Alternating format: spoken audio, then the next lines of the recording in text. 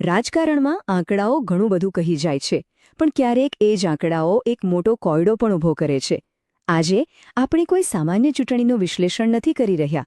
આપણે ગુજરાતના લુણાવાડામાં એક રાજકીય રહસ્યને ઉકેલવા જઈ રહ્યા છીએ. અહીં આપણો હેતુ ડેટાનો ઉપયોગ ભવિષ્યવાણી કરવા માટે નહીં, પણ ઊંડાણપૂર્વક સમજવા માટેનો છે. તો ચાલો આમાં ઊંડા ઉતરીએ. અને આ છે આપણો મુખ્ય કોયડો. વિચારો, એક રાજકીય પક્ષ 2019ની પેટાચૂંટણીમાં લગભગ 49% મત મેળવીને મજબૂત જીત હાંસલ કરે છે. પણ ફક્ત 3 જ વર્ષમાં 2022 આવતા સુધીમાં એ જ પક્ષ ગગડીને લગભગ 25% પર આવી જાય છે. આ કોઈ નાનો મોટો ફેરફાર નથી. આ તો મતદારોના મિજાજમાં આવેલો એક ધરતીકંપ છે. આ સવાલનો જવાબ આપણને માત્ર ચૂંટણીના પરિણામ વિશે જ નહીં, પણ મતદારોના મૂળભૂત સ્વભાવ વિશે પણ ઘણું શીખવશે. તો આપણી આ રાજકીય તપાસ અહીંથી શરૂ થાય છે. લુણાવાડા ભલે રાષ્ટ્રીય સ્તરે બહુ ચર્ચિત નામ ન હોય, પણ ભારતીય લોકશાહી કેટલી જટિલ અને અણધારી હોઈ શકે છે એ સમજવા માટે આ એકદમ પરફેક્ટ કેસ સ્ટડી છે. એક એવી જગ્યાની કલ્પના કરો જ્યાં ચૂંટણીની ચર્ચા ટીવી ડિબેટ્સ પર નહીં, પણ પાકના ભાવ, પીવાના પાણીની ઉપલબ્ધતા અને બાજુના ગામડા સુધી જતા રસ્તાની હાલત પર થાય છે. બસ એ જ છે લુણાવાડા. અહીં રાજકારણનું ચલણ એ સામુદાયિક સંબંધો અને રોજબરોજના મુદ્દાઓ છે. કોઈ પણ ચૂંટણીનો કોયડો ઉકેલવો હોય તો પહેલું અને સૌથી જરૂરી પગલું છે મતદારોને સમજવાનું. તેમની આશાઓ શું છે, તેમની ફરિયાદો શું છે અને કઈ સામાજિક ગતિવિધિઓ તેમના નિર્ણય પર અસર કરે છે. ચાલો એને સમજીએ. લુણાવાડાના રાજકારણને સમજવા માટે આ ચાર્ટને સમજવો જ પડશે. સૌથી મોટા હિસ્સા પર ધ્યાન આપો. કોળી ઠાકોર સમુદાય. જ્યારે એક જ સમુદાયનો આટલો મોટો પ્રભાવ હોય, ત્યારે તેમનો એકસંપ થયેલો અવાજ કોઈ પણ ચૂંટણીનું પરિણામ નક્કી કરી શકે છે. જો કે બીજા જૂથો ભલે નાના હોય, પણ કાંટાની ટક્કરવાળી ચૂંટણીમાં તેઓ કિંગમેકરની ભૂમિકા ભજવી શકે છે. અને આ એ મુદ્દાઓ છે જે તે સમુદાયો માટે સૌથી વધુ મહત્વના છે. આ કંઈ ખાલી ફરિયાદોની યાદી નથી, આ તો લોકોના રોજબરોજના સંઘર્ષો છે. ખેડૂતો ઓછી આવકથી પરેશાન છે, યુવાનોને નોકરીઓ નથી મળતી અને સિંચાઈ માટે પાણીની ચિંતા તો કાયમ રહે છે. રસ્તા, શાળાઓ અને દવાખાના જેવી પાયાની સુવિધાઓની માંગ અહીંનું રાજકારણ ઘડે છે. આપણા બંધારણનું પણ એ જ કહેવું છે કે દરેક વ્યક્તિને ગરિમા સાથે જીવવાનો અધિકાર છે અને જાણકાર બનીને જવાબદારીપૂર્વક બોલવું એ લોકશાહીનો પાયો છે. અહીં કોઈના અંગત ડેટાની વાત નથી, પણ લોકોની સામૂહિક ભાવનાની વાત છે, જેનું હંમેશા સન્માન થવું જોઈએ.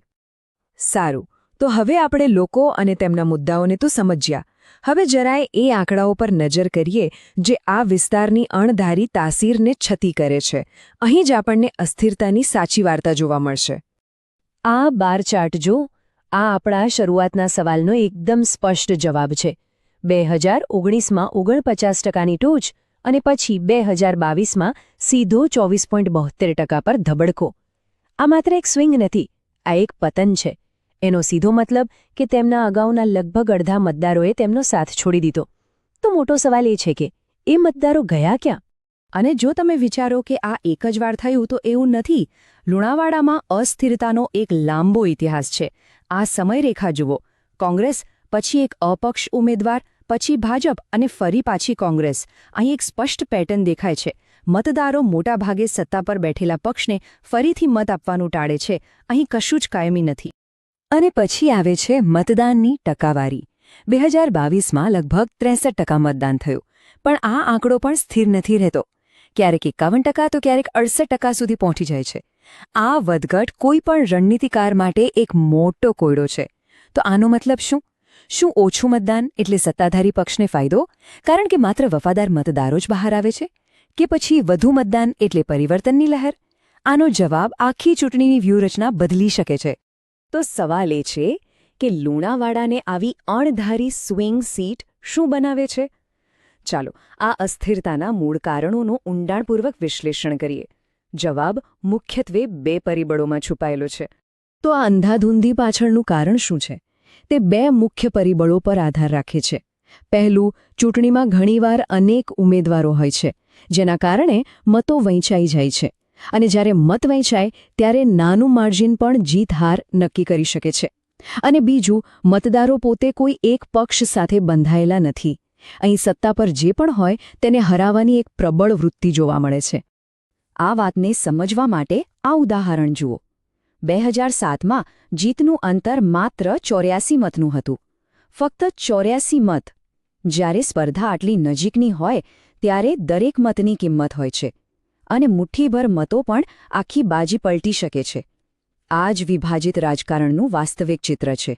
એટલે લુણાવાડાની ચૂંટણીનો જંગ ખરેખર આ બે તાકાતો વચ્ચે લડાય છે. એક તરફ છે સત્તાવિરોધી લહેર, એટલે કે પરિવર્તનની એક ઊંડી ઈચ્છા, તો બીજી તરફ છે કોળી ઠાકોર સમુદાયનો પ્રભાવ. જો આ પ્રભુત્વશાળી જૂથ કોઈ એક ઉમેદવાર પાછળ એક થઈ જાય તો તે સત્તાવિરોધી લહેરને પણ માત આપી શકે છે. અહીંની ચૂંટણી આ બે પરિબળોના ટકરાવ પર જ નિર્ભર કરે છે. પણ ખાલી સમસ્યાનું વિશ્લેષણ કરવાથી કંઈ ન વળે. ખરો સવાલ એ છે કે આ ડેટાનો ઉપયોગ કરીને ભવિષ્યમાં સફળતા માટે એક સ્પષ્ટ વ્યૂહરચના કેવી રીતે બનાવી શકાય. તો ચાલો હવે શાસન માટેના એક બ્લુપ્રિન્ટ પર નજર કરીએ. અહીં સફળતા માટે ત્રિસ્તરીય વ્યૂહરચના જરૂરી છે. પહેલું, જમીન પર મજબૂત સંગઠન, એટલે કે દરેક બૂથ પર કાર્યકરોની ફોજ.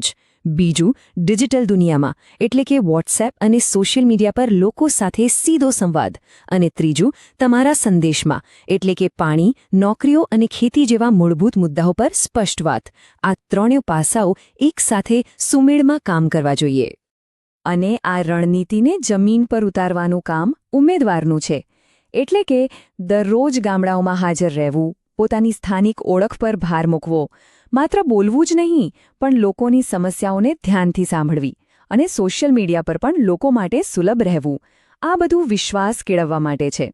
અને જ્યારે આપણે ડિજિટલ જોડાણની વાત કરીએ છીએ ત્યારે ભારતના DPDP કાયદા હેઠળ ગોપનીયતા અને સંમતિના સિદ્ધાંતો યાદ રાખવા જરૂરી છે.